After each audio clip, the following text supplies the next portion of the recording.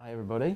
I'm going to just give you a little bit of a tour of the Values Exchange, which is a technology that actually comes from philosophy in the first place. I was a philosopher, and it doesn't look much like it does come from philosophy, but it does, and hopefully you'll see that. So what we thought we'd do is I just talk to you about it for a few minutes, a bit about what it's supposed to do, and do it as quickly as possible. And then the ideal would be for everybody to sort of have a conversation and to just sort of let it flow freely, and maybe Martin can chair that, because it's much more interesting to me, obviously, because I know exactly I know all of this stuff, so I'd much rather know what you guys are doing and are interested in. And also we've got what I'll be showing you has got a URL, and you can register yourselves. It's coventry.vxcommunity.com, so feel free to start to have a look at it.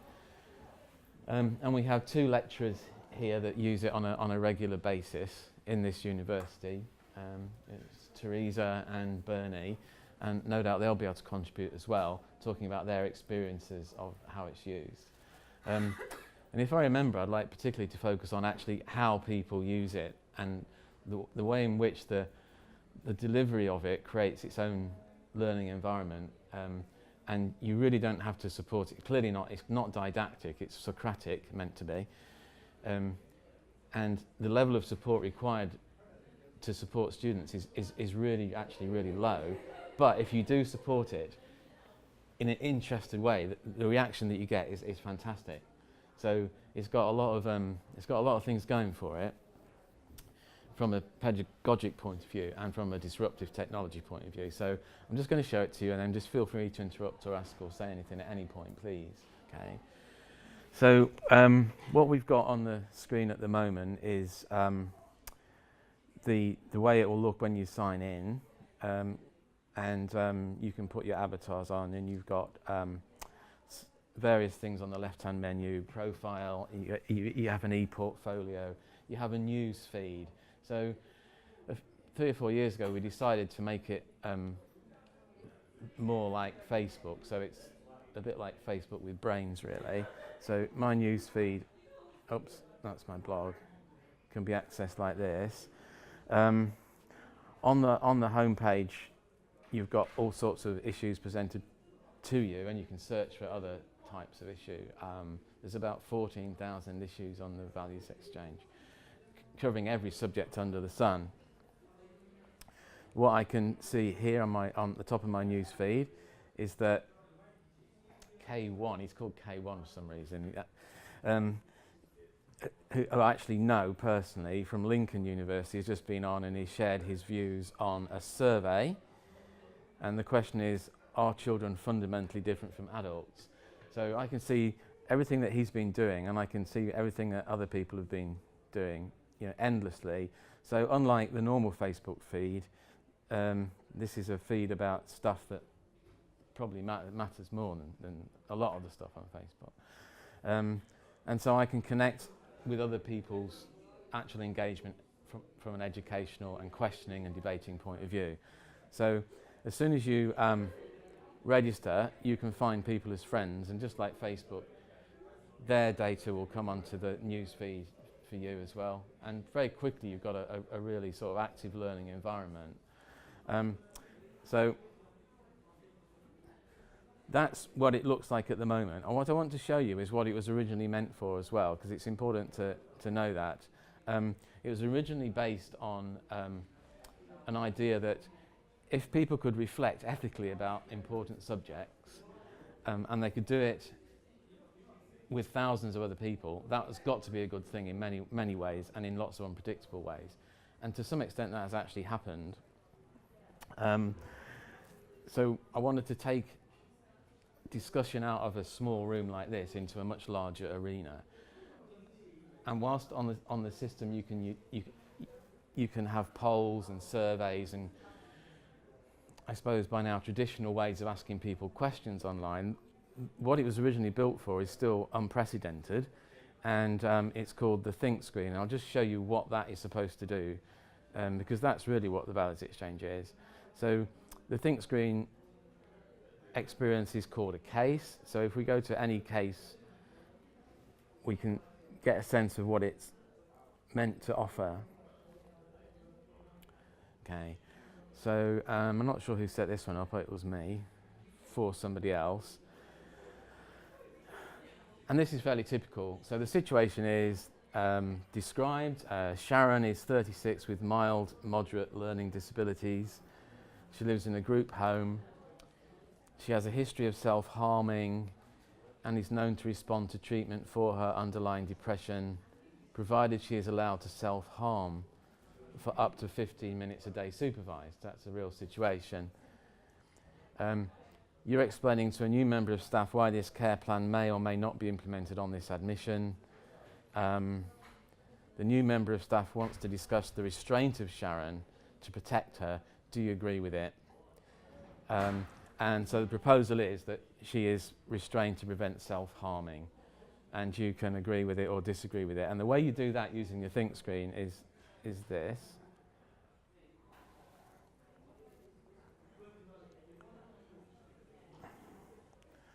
Okay. So there's 3 elements to the think screen, and you don't have to do it in a linear fashion. You can do it however you like. So you can move around, and you can look at the options that are available to you. So, for example, you might think that rights is important in this case, that she has a right to self-harm, or you might think she's got a right to be protected, or you might think that your role is important. And what I do with each of these concepts is break them down. So if you choose your role, for example, you can define it in distinct ways. And in this area, we use radio buttons, so you can't sort of say it's this, this, and this. You can at other places. But I do that because it forces you to decide where you stand, and also because we get patterns in the data once we finish. So which of the following describes your role best in this case? Providing a service I consider to be in the best interest of the patients, the team considers in the best interest, in open partnership, as directed by my employer. These are all distinct ways of defining your role. Then you can also explain here what your role is using free text. And if you don't think you've got a role, you can take it out or you can put it back in, etc. You can talk about risk, whatever you like. But if you think it's really all about rights, or it's mostly about rights, you can change the size of that segment. That's reported on as well. So what I'm doing, or what people using the think screen are meant to do, is actually start off not really knowing what they think, which is typical, and then look at the concepts they've got available to them and move around the screen freely to try and work out where they actually stand. So there's a lot of actual learning going on as you're using the system, and if there's ambiguities, you can define, who's who. This looks a lot when you're presenting it, and it looks like you couldn't possibly use it, but we have hundreds of thousands of people who've used the think screen, so it definitely works. And when you're sitting in front of it, it's really quite intuitive, so don't worry about what I'm showing you. This is the 3rd screen, and again we have more concepts. You don't have to use all the concepts. 2 or 3 concepts is fine. Most of them won't be relevant to your deliberation. So for example, if there's no patient involved, then clearly the patient tile won't be used. There's absolutely no point. In this case there is, so there's probably a lot of people who use that tile, and by getting them to define what they mean, we can begin to get patterns and understand how people are actually viewing the patient. And one thing we have found repeatedly using VX technology in healthcare situations is that people almost always want to act in other people's best interests, regardless of what the actual person defines as their best interest. Is overwhelmingly paternalistic in the healthcare system and in social work. 90% plus will act in somebody's best interest, even if they say it isn't. And we know why, because we can detect the sorts of patterns of thought that they have as they do this. So that's basically what you do. You go through, you think, you decide where you stand, When you've finished, you can submit. I haven't done it fully, so it's going to ask me to go back and complete my choices, but I won't do that because I can see the reports anyway. You can have alternative ideas, and as soon as you put your ideas in and you submit, you get the access to the reports. So you immediately have this, which again is, I've discovered, way too much. It's definitely, it sort of tends to overwhelm people with information, which is another interesting conclusion in the information age, how little information people actually look at. It's astonishing. So what we've got here is a bit of an overview of some comments from people, just as a sort of summary page. And each of these buttons at the top is a different report, and within that report you've got levels of report. So, depends on what you're interested in. If you just want to go to the poll result, we can see that it's controversial. We can see that. Then we can start to do filters directly without exporting it or doing anything like that, and I can just see what the females think compared to everybody else. So we get very simple patterns. Okay, so that's a difference. Then you obviously, as you're looking into it, you start to look for stuff that's interesting, basically. If you want some more detail, I always like to go to the reaction screen, which is where the pie chart was that we saw. And each of those concepts in the pie chart are broken down as a result. So, and we can interrogate this in more detail, but those that are agreeing with restraining her to stop her harming herself are very focused on risk. You can see that, and we can understand what that means. Those that are disagreeing have got different priorities. Dignity seems to be more important to them. Obviously that's just a generalised overview, but it gives you a sense already of what's going on. We can then dig in a little further. We can choose any of the particular concepts, so we might want to choose risk. Right. And what is the biggest risk of the case proposal? Damage to the patient. We can see that everybody's focused on the patient, which is very constructive because we've got common ground. And then I can start to look at what they actually have said, and so can everybody else. So everybody begins to learn from each other. And yeah, so we're starting to get patterns, we're starting to get a deeper understanding, and we're starting to have conversations. I can add people as friends, and we can actually go into the data and start to actually comment on each other's responses, which is really, really good way to do it. If I want to go into the data even more, I can do all sorts of stuff here, and I can encourage students to do that. So I can start to break it down and break it down and break it down and break it down. But I have found that students don't like to do this very much, and that most of the lecturers that use it don't like to do it either. And I'm not sure why. But if you do it, you get a really, really deep understanding of everything that's happening. So I won't go into that and show you, but it's possible. So I'm interested in that pattern straight away. Everybody's interested in the patient, so I want to know more about that, and I can find out in all sorts of ways. I mean, one way I can do it, actually, is a really sort of very conventional way. If I just go into the quotes, which is everybody's different analysis laid out one by one,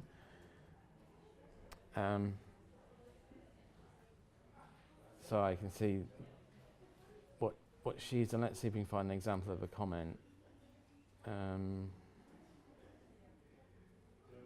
Well, this will be an example. I haven't got one that comes to hand, but what you can do with what Amy Louise has done, I can actually like what she said in a Facebook type way, which people tend to do, and then I can go into the data. So this is a result, but I can actually comment on the data. And what happens a lot with these really interesting cases is that the reports are sort of not really analysed, but people actually end up having a chat in the data. So that wasn't meant to be the case, but it actually works really well because they learn from each other and they challenge each other, don't they? and they change their minds sometimes, not always, but when somebody changes their mind as a result of this, it's a definite success. So I can say, right, Amy, I like what you said here, blah, blah, blah, blah, blah. She'll get an email notification that I've done that, and then she's sucked back into it, and she'll probably comment back, and then all sorts of things can happen, so it's quite nice. So if I want to find out what people mean by patient, I can just do it in a really, really old-fashioned way, really, and just start highlight it, or highlight all of them, and you can see that patient is used everywhere. So that's basically the top end part of it,